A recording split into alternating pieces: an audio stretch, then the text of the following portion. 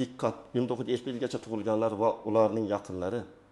Bu ma'lumot siz uchun juda muhim. Gap pensiya, ish staji, ijtimoiy to'lovlar. Hujjatlarni tekshirish va 25 avgustdan keyin ayrim tartiblar bo'yicha amalda sezilishi mumkin bo'lgan o'zgarishlar haqida ketmoqda. Men bugun sizga oddiy tilda tushuntiraman. Kimlar hozirroq harakat qilish kerak? Kimlar xavotir olmasa ham bo'ladi? Qaysi hujjatlar muammo chiqarishi mumkin va eng asosiysi, vaqtni boy bermaslik uchun nima qilish kerak? Videoni oxirigacha ko'ring, chunki bitta kichik xato ham pensiya miqdori, nafaqa tayinlanishi yoki to'lov muddati bo'yicha yo'qotishga olib kelishi mumkin. Kanalga hozirroq obuna bo'ling, videoga like bosing va bu ma'lumotni 1975 yilgacha tug'ilgan ota-onangiz, aka-opangiz, qarindoshlaringizga albatta yuboring. Men avvalo vaziyatning mohiyatini tushuntirib beraman. 1975 yilgacha tug'ilgan insonlar bugun odatda 70 yoshdan oshgan avlod hisoblanadi.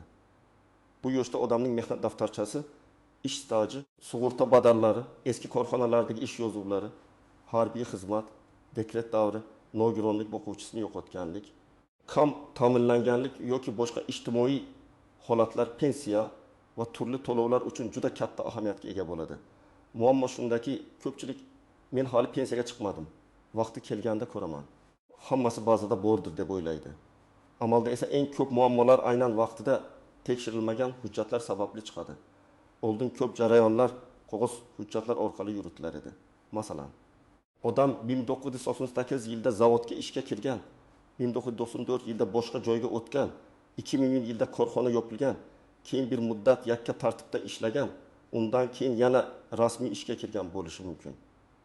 Bu yillar davomida mehnat daftarchasida muhrlar, buyruq raqamlari, lavozim nomlari, ishga qabul qilingan va bo'shatilgan sanalar bo'ladi. Agar bitta yozuv noto'g'ri bo'lsa, muhr o'qilmasa, korxona nomi o'zgargan bo'lsa yoki arxivda ma'lumot topilmasa, pensiya hisobida o'sha davr to'liq inobatga olinmasligi mumkin. Endi esa davlat xizmatlari elektron bazalar. Raqamli ma'lumot almashinuvi kuchaygani sari odamlarning ma'lumotlari tekshirilmoqda, solishtirilmoqda, aniqlashtirilmoqda. Bu yaxshi tomoni bilan qulay. Ko'p narsani bitta joydan ko'rish mumkin. Lekin salbiy tomoni ham bor. Ba'zida yo'q yoki noto'g'ri ko'rsatilgan davrni tizim o'zi avtomatik topib bermaydi. Sizning qo'lingizda hujjat bo'lsa ham, u tegishli tartibda tasdiqlanmasa, amaliy natijaga ta'sir qilmasligi mumkin. 25 avgust sanasi atrofida muhim bo'ladigan masala shuki, ayrim to'lovlar, arizalar, qayta hisob-kitoblar, ma'lumotlarni yangilash yoki yangi tartib bo'yicha ko'rib chiqish jarayonlarida hujjatlarning to'g'riligi yanada ahamiyatli bo'ladi. Men bu yerda aniq bir og'zaki gapga ishonib, hammaga avtomatik pul beriladi yoki hammaning pensiyasi birdan oshadi demayman. Chunki bunday masalalarda faqat rasmiy qaror, farmon vazirlik yoki pensiya jamg'armasi e'lonlari asos bo'ladi. Lekin men amaliy tajribadan shuni aytaman. Sanalar yaqinlashganda odamlar odatda navbatga tushib qoladi. Hujjat topish qiyinlashadi. Arxivdan javob kelishi cho'ziladi. Shuning uchun hozir tekshirib qo'yish eng to'g'ri yo'l. Endi kimlar birinchi navbatda e'tibor berish kerak? Birinchi guruh 1975 yilgacha tug'ilgan va pensiya yoshiga yaqinlashayotganlar. Ayollar uchun, erkaklar uchun pensiya yoshi, ish staji, imtiyozli shartlar alohida tartibda belgilanadi. Agar siz 1960, 1965, 1970 yoki 1974 yilda tug'ilgan bo'lsangiz, hali vaqt bor deb yurmaslik kerak. Chunki pensiya tayinlashdan oldingi eng og'ir ish bu hujjatlarni to'plashdir. Pulni hisoblash oxirgi bosqich, unga qadar stajni tasdiqlash, daromad davrlarini aniqlash, imtiyozli davrlar bo'lsa, ularni isbotlash kerak bo'ladi. Ikkinchi guruh mehnat daftarchasida eski korxonalar yozilganlar. Masalan, Sobik kolxoz, sovxoz, zavod, qurilish boshqarmasi, tikuv fabrikasi, tuman savdo tashkiloti, maktabgacha ta'lim muassasasi, kasalxona, avtokorxona yoki keyinchalik yopilib ketgan xususiy korxona. Bunday joylarda ishlagan davrlar ko'pincha arxiv orqali tasdiqlanadi. Agar korxona tugatilgan bo'lsa, uning hujjatlari qayerga topshirilganini aniqlash kerak bo'ladi. Ba'zan hujjatlar tuman arxivida, ba'zan viloyat arxivida, ba'zan huquqiy voris tashkilotida bo'ladi. Shuni oldindan bilib qo'yish katta vaqt tejaydi. Uchinchi guruh bir necha yil norasmiy ishlaganlar. Ko'p odamlar 1990 yillar yoki 2000 yillar boshida bozor sharoitida rasmiy shartnomasiz ishlagan. Afsuski og'zaki ishlagan davr odatda ish stajiga avtomatik kirmaydi. Masalan, bir kishi 1996 yildan 2002 yilgacha ustachilik qilgan, lekin soliq to'lamagan, guvohnoma olmagan, mehnat shartnomasi tuzmagan bo'lsa, bu davrni pensiya uchun tasdiqlash qiyin bo'ladi. Lekin agar u yakka tartibdagi tadbirkor sifatida ro'yxatdan o'tgan bo'lsa, soliq yoki sug'urta to'lovlari bo'yicha ma'lumotlar bo'lsa, vaziyat boshqa bo'lishi mumkin. 4-guruh ism familiyasi. Tug'ilgan sanasi yoki hujjatlarda farq bor insonlar. Masalan, pasportda Karimova Dilbar yozilgan, mehnat daftarchasida esa Karimova D yoki eski familiyasi bilan Xolmatova Dilbar bo'lishi mumkin. Ayollarda turmushga chiqqandan keyin familiya o'zgargani sababli bu juda ko'p uchraydi. Agar nikoh guvohnomasi familiya o'zgargani tasdiqlovchi hujjat bo'lmasa, mehnat daftarchasidagi davrni aynan shu odamga tegishli ekanini isbotlashda muammo chiqadi. Shuning uchun bunday hujjatlarni oldindan tayyorlab qo'yish kerak. Endi real hayotdagi misollarga o'tamiz. Tasavvur qiling. 1906 yilda tug'ilgan ayol 1906 yilda Tikuf fabrikasida ish boshlagan. U yerda 7 yil ishlagan, keyin farzandli bo'lgan, keyin boshqa tashkilotga o'tgan. Mehnat daftarchasida fabrikadagi ishga kirgan sana bor. Lekin ishdan bo'shagan sana muhr bilan yaxshi ko'rinmaydi. Pensiya hisobida aynan shu 7 yil juda muhim. Agar bu davr tasdiqlanmasa, umumiy staj kamayadi. Natijada pensiya miqdori kutilganidan past chiqishi mumkin. Ayol men butun umr ishladim dedi. Lekin tizim hujjatga qaraydi. Shuning uchun arxiv ma'lumotnomasi olinishi kerak. Yana bir misol. 1952 yilda tug'ilgan erkak 1912 yildan 1993 yilgacha harbiy xizmatda bo'lgan. Keyin 1994 yildan 2005 yilgacha qurilish tashkilotida ishlagan. Harbiy bilet saqlangan, lekin mehnat daftarchasida qurilish tashkilotining nomi noto'g'ri yozilgan. Korxona esa keyin bankrot bo'lgan. Bunday vaziyatda odam pensiyaga chiqishidan 2 oy oldin yugurib qolsa, arxivdan javob kelguncha vaqt ketadi. Ayrim arxiv so'rovlari tez keladi, ayrimlari haftalab cho'zilishi mumkin. Agar bu ish oldindan qilinsa, pensiya tayinlash jarayoni ancha silliq o'tadi. 3-misol Bimgong Gul Etimdir yilda tug'ilgan ayol 2000 yildan 2010 yilgacha bozorda savdo qilgan. U o'zini ishlagan deb hisoblaydi, chunki har kuni mehnat qilgan. Lekin rasmiy ro'yxatdan o'tmagan, soliq to'lamagan, mehnat shartnomasi bo'lmagan. Bu yerda odamlarning eng katta adashi shuki, hayotiy mehnat bilan yuridik tasdiqlangan ish stajini aralashtirib yuboradi. Albatta, u ishlagan, charchagan, oilasini boqqan.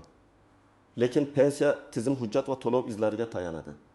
Shuning uchun hali pensiya yoshiga yetmaganlar hozirdan keyingi yillarni rasmiylashtirishga e'tibor berish kerak. Kimlar xavotir olmasligi mumkin? Agar sizning barcha ish joylaringiz rasmiy bo'lgan, elektron mehnat daftarchasida ma'lumotlar to'liq ko'rinayotgan bo'lsa, pasport ma'lumotlaringiz STIR, JSSHIR, mehnat tarixi va ish beruvchilar to'lovlari bazalarida mos bo'lsa, ortiqcha vahima qilish shart emas. Lekin baribir tekshirish kerak. Chunki hammasi joyida degan ishonch bilan men tekshirib ko'rdim. Joyida ekan degan holat bir xil emas. Men har doim ikkinchisini tavsiya qilaman. Endi istisnolar va ko'p odamlar bilmaydigan nozik jihatlar haqida gapiraman. Birinchi nozik jihat. Mehnat daftarchasidagi har bir yozuv bir xil kuchga ega emas. Ishga qabul qilish va bo'shatish to'g'risidagi yozuvda buyruq raqami, sana, tashkilot nomi va mas'ul shaxs imzosi bo'lishi kerak. Muhr o'qilishi kerak. Agar yozuv ustidan tuzatish qilingan bo'lsa, u tegishli tartibda tasdiqlangan bo'lishi lozim.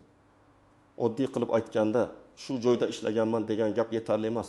Hujjatning o'zi ham tartibli bo'lishi kerak. Ikkinchi nozik jihat. Bir tashkilot nomi bir necha marta o'zgargan bo'lishi mumkin.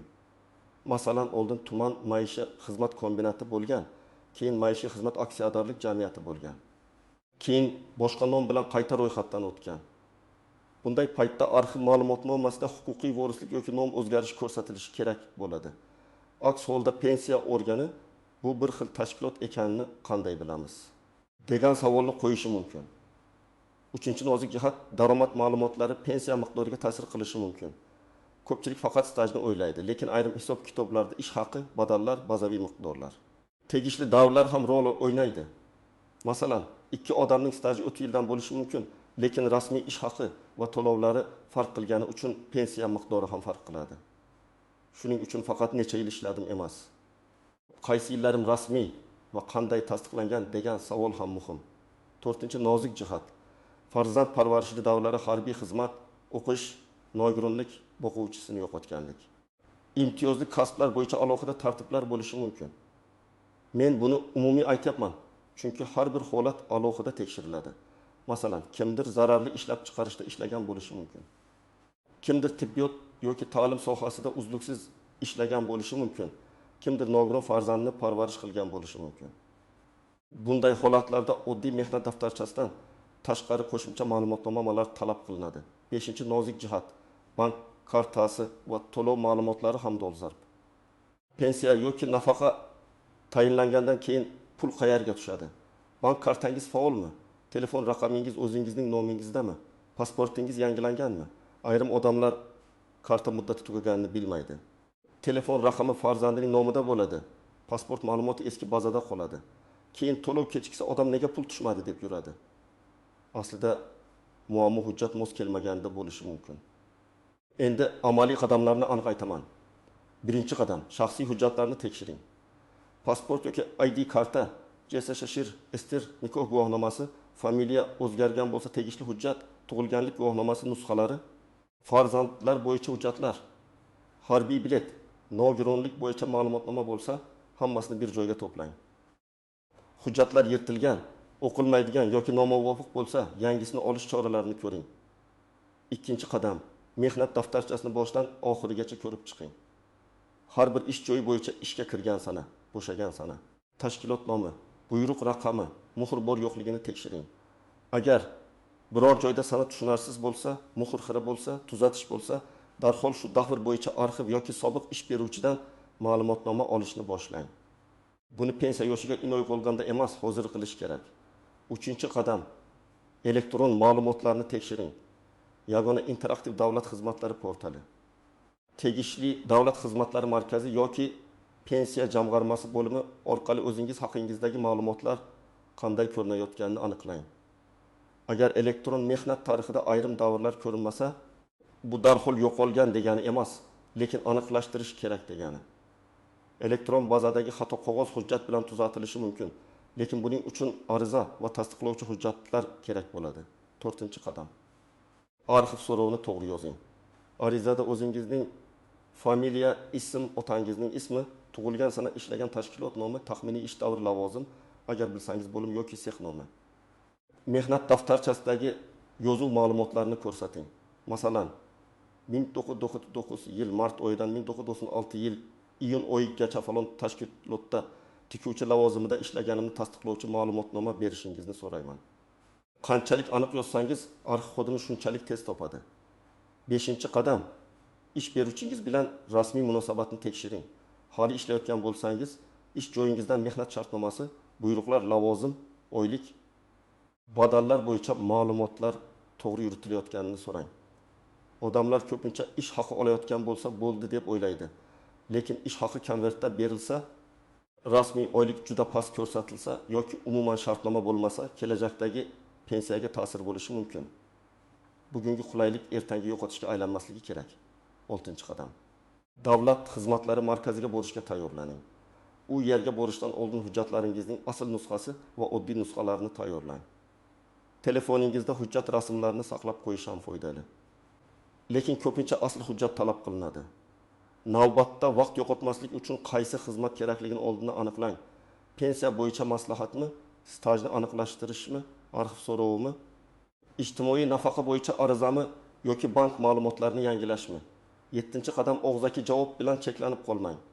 Agar sizga bo'lmaydi, topilmadi, sizga tegishli emas deyishsa, sababini yozma yoki rasmiy tartibda tushuntirishni so'rang. Chunki ba'zan birinchi javob to'liq bo'lmasligi mumkin. Hujjat yetishmayotgan bo'lsa, aynan qaysi hujjat kerakligini yozib oling. Arxiv topilmasa, qaysi arxivga murojaat qilish kerakligini so'rang. Masala murakkab bo'lsa, yuridik maslahat olish ham foydali bo'ladi. 8-qadam, yaqinlaringizga yordam bering. Ayniqsa ota-onalarimiz, xolalarimiz, ammalarimiz, tog'alarimiz ko'pincha hujjat bilan ishlashda qiynaladi. Ular davlat xizmatlari portaliga kira olmasligi, SMS kodni tushunmasligi, qaysi hujjat qayerda ekani bilmasligi mumkin. Siz farzand, jiyan yoki yaqin inson sifatida ularga mehnat daftarchasini ko'rib chiqishda, ariza yozishda, davlat xizmatlari markaziga borishda yordam bersangiz, kelajakdagi katta muammoning oldini olasiz. Endi qaysi xatolardan ehtiyot bo'lish kerakligini aytaman. Birinchi xato internetdagi har bir xabarga darhol ishonish. 25 avgustdan hamma pul oladi. 1975 yilgacha tug'ilganlarga alohida to'lov beriladi. Ariza bermasangiz pulingiz kuyadi kabi xabarlar tarqalishi mumkin. Bunday gaplarni ko'rsangiz, avvalo rasmiy manbani tekshiring. Rasmiy e'lon bo'lmasa, shoshilib begona odamlarga pasport ma'lumotlaringizni yubormang. Karta raqamingizni bermang, SMS kodini aytmang. Ikkinchi xato vositachilarga pul berish. Men sizga pensiya chiqarib beraman, staj qo'shib beraman, bazaga kiritib qo'yaman degan odamlardan ehtiyot bo'ling. Qonuniy asos bo'lmasa, hech kim sizga yo'q stajni qo'shib bera olmaydi. Bor stajni tasdiqlash uchun esa rasmiy hujjat, arxiv, ish beruvchi yoki sud tartibi kerak bo'lishi mumkin. Pul berib aldanganingizdan ko'ra davlat organiga rasmiy murojaat qiling. Uchinchi xato hujjatni uyda saqlab, nusxa qilmaslik. Mehnat daftarchasi, harbiy bilet, nikoh guvohnomasi, tug'ilganlik guvohnomasi kabi hujjatlar yo'qolsa tiklash vaqt oladi. Men tavsiya qilaman, har bir muhim hujjatning sifatli nusxasini oling, telefoningizda aniq rasmi bo'lsin, lekin asl nusxani alohida papkada saqlang.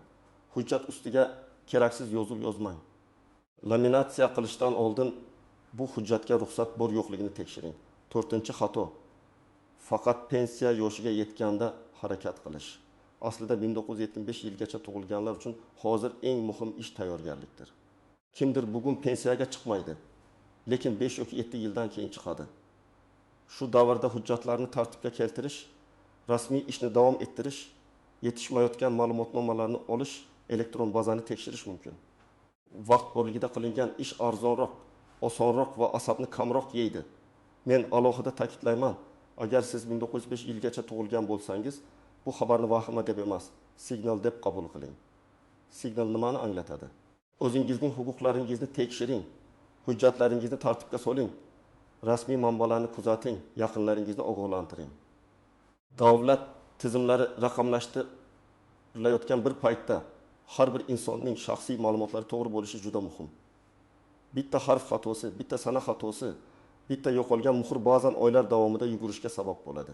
Agar siz hozir nima qilishni bilmay turgan bo'lsangiz, mana eng oddiy tartib. Bugun mehnat daftarchangizni toping, pasport va ID ma'lumotlaringiz bilan solishtiring. Familiya o'zgargan bo'lsa, nikoh hujjatini qo'shing. Eski ish joylaringiz ro'yxatini yozib chiqing, qaysi yillar bo'yicha shubha borligini belgilang. Ertaga davlat xizmatlari markaziga yoki pensiya jamg'armasining hududiy bo'limiga murojaat qilib, ma'lumotlaringizni tekshirtiring. Agar arxiv kerak bo'lsa, so'rov bering. Agar ish beruvchi hali faol bo'lsa, undan rasmiy ma'lumotnoma oling. Yakun qilib aytaman, 1975 yilgacha tug'ilganlar uchun eng muhim masala faqat 25 avgustda nima bo'ladi degan savol emas. Eng muhim masala shuki, sizning stajingiz, hujjatlaringiz, elektron ma'lumotlaringiz va to'lov olish imkoniyatingiz tartibdami yo'qmi? O'z vaqtida tekshirgan odam yutadi. Kech qolgan odam esa hujjat izlab, navbat kutib, arxivdan javob poylab, o'z haqqini kechroq olishi mumkin. Shu mavzu bo'yicha sizning holatingiz qanday? Mehnat daftarchangizda muammo bormi? Eski ish joyingiz yopilib ketganmi? Elektron bazada stajingiz to'liq ko'rinyaptimi? Izohlarda yozing. Men eng ko'p uchraydigan savollar bo'yicha alohida tushuntirish beraman. Videoga like bosing, kanalga obuna bo'ling va bu ma'lumotni 1975 yilgacha tug'ilgan yaqinlaringizga yuboring. Bugun yuborgan bitta xabaringiz ertaga kimningdir pensiyasi, nafaqasi yoki qonuniy haqqini vaqtida olishiga yordam berishi mumkin.